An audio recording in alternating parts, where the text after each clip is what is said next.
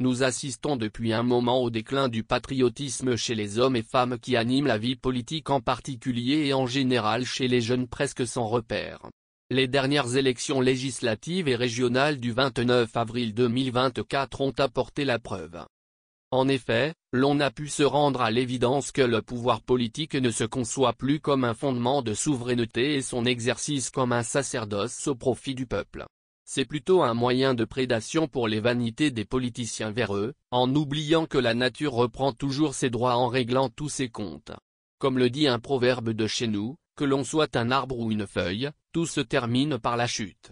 C'est dire que rien n'est éternel dans la vie.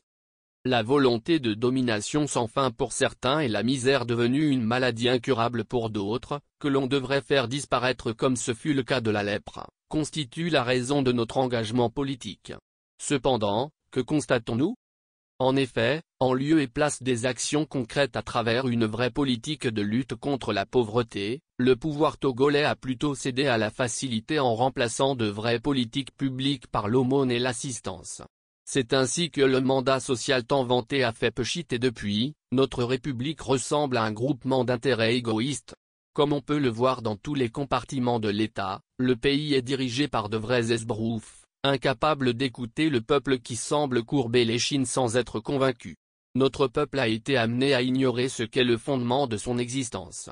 Il s'agit des valeurs telles que l'honnêteté, la probité et la morale qui fondent la République qui, à ce titre, est la conscience collective et les règles de fonctionnement tirées de notre sagesse transcendantale.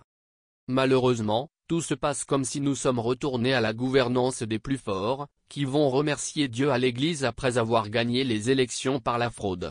C'est le gouvernement d'une aristocratie qui n'hésite pas à piétiner les vrais méritants et voilà comment l'on a tué l'excellence.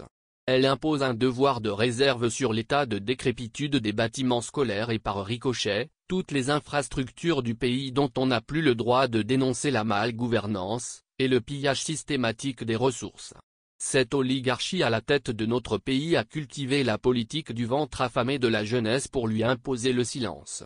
Point n'est plus à rappeler que, notre pays traverse une période sombre marquée par la dégénérescence morale et spirituelle qui peut conduire à un chaos général si rien n'est fait avec cette jeunesse déboussolée et facilement manipulable en période électorale.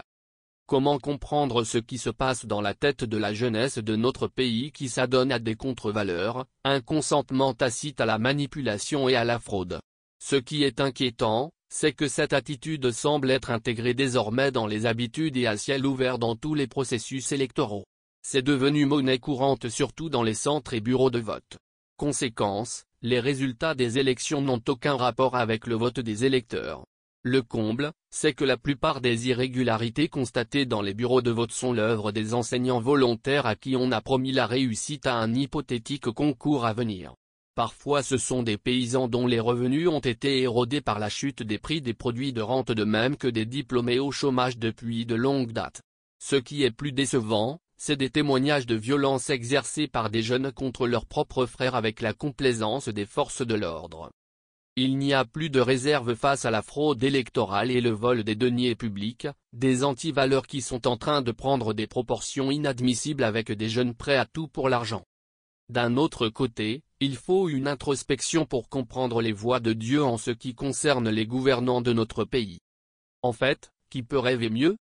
Avoir à sa disposition et dans ses bottes le Premier ministre et ses ministres, le président de l'Assemblée nationale et ses députés, les autorités locales, les chefs traditionnels totalement soumis, bref tout l'appareil de l'État et les instruments politiques et religieux. Ce qui comporte les germes d'une chute inévitable du régime, avec l'affaiblissement des partis politiques en tant que partenaires et de vrais interlocuteurs. Les partis politiques constituent une soupape de sécurité pour une gouvernance concertée, qui est la solution pour un pays en pleine reconstruction comme le nôtre. Nous sommes à un véritable tournant de l'histoire de notre pays après ces élections, avec ou sans notre consentement, après 64 ans de notre indépendance dont 38 ans du père et presque 20 ans du fils. La vraie question à se poser est, quel bénéfice politique, économique et social pour le peuple togolais meurtri et désorienté sans aucune souveraineté? Comme le disait un ministre de la République, il y a un saut qualitatif tout autant insuffisant dans le secteur de l'éducation par rapport aux infrastructures. L'on peut se permettre de rétorquer pour dire que, Ce n'est pas seulement dans le secteur de l'éducation que le progrès est resté largement en dessous des attentes. Au contraire, c'est dans tous les secteurs de la vie publique que l'espoir des premières années des indépendances a été trahi. Qu'est-ce qui explique cette situation après 64 ans d'indépendance et quelle alternative politique pour l'avenir du Togo? La réponse est simple, il faut rendre sa souveraineté au peuple togolais. Après plusieurs décennies de pratiques démocratiques, aucune raison objective ne permet de croire au bon fonctionnement des institutions de la République. On ne le dira jamais assez, la démocratie c'est le pouvoir du peuple et non le pouvoir selon la volonté des dirigeants. Il faut dès lors changer de paradigme en élevant l'esprit patriotique au-dessus de tout. La stratégie aujourd'hui doit être, le peuple contre la tyrannie. D'où une lutte citoyenne pour une vraie libération. Pour cela il faut une prise de la conscience collective pour un véritable engagement citoyen. La jeunesse manipulée ignore que toute fraude électorale restera là pour l'éternité qu'elle soit démasquée ou pas. La fraude électorale, c'est à la fois mentir, tricher, voler et tromper. C'est enfreindre à la fois la loi électorale, l'intégrité démocratique c'est-à-dire la morale tout court.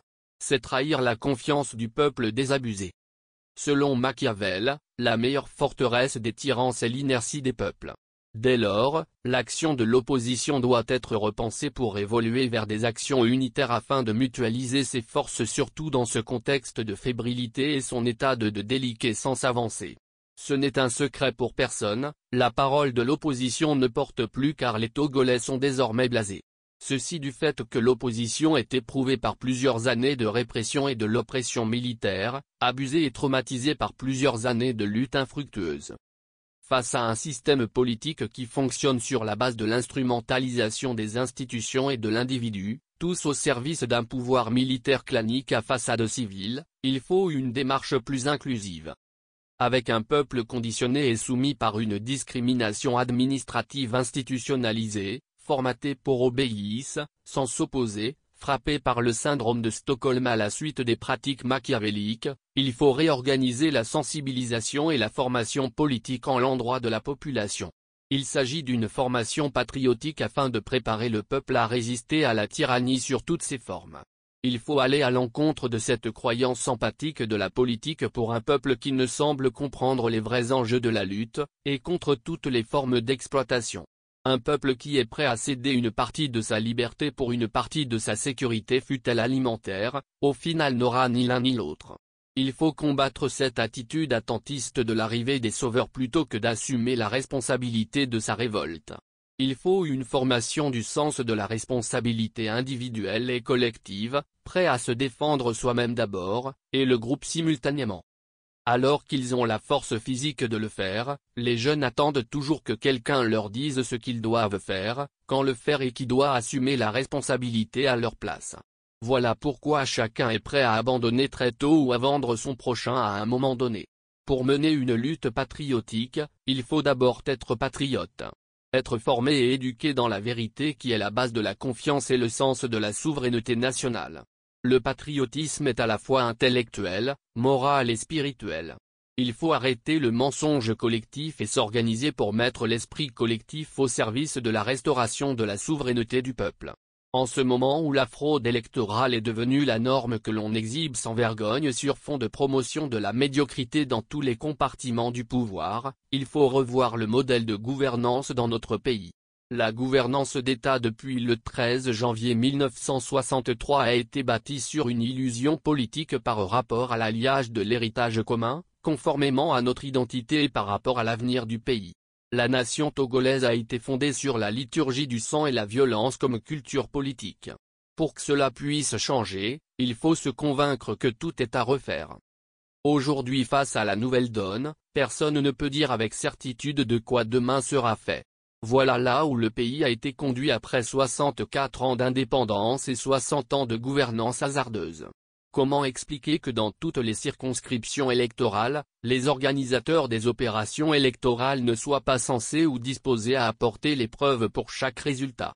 Personne ne peut exposer avec certitude et rendre disponibles les éléments détaillés qui font de l'élection d'une personne plutôt qu'une autre?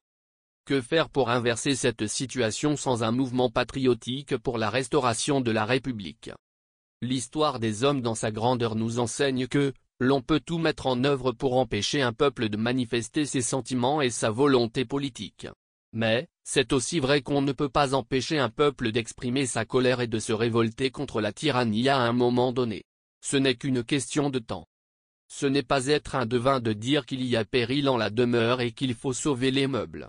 Cela doit commencer par un rapport de force qu'il faut rétablir.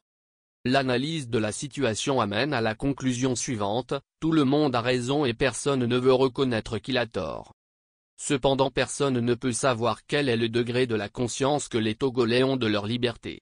Ainsi, jusqu'où sont-ils prêts à faire le sacrifice pour établir ce rapport de force? En tout état de cause, nous pensons dans un premier temps, que les partis politiques doivent revoir leur stratégie de communication et de mobilisation du peuple. La société civile de son cité doit redéfinir le contenu de sa lutte avec un discours cohérent, en évitant d'apparaître comme des appendices des partis politiques. Pour ce qui concerne la diaspora, elle devrait bien identifier son combat qui doit être axé beaucoup plus sur le plan diplomatique. À ce propos, elle doit bien choisir ses interlocuteurs et orienter ses actions sur les thèmes liés à la corruption, les biens mal acquis et la mauvaise gestion des finances publiques à travers les innombrables scandales financiers impliquant les proches de ce régime. D'une manière générale, chacun doit pouvoir identifier sa mission. Il faut réinventer le multipartisme qui vient d'être mis à mort par le résultat des élections du 29 avril 2024. Ces élections ont mis en lumière l'état de dégénérescence des partis politiques qui auront du mal à se refaire, pas avant quelques années de galère.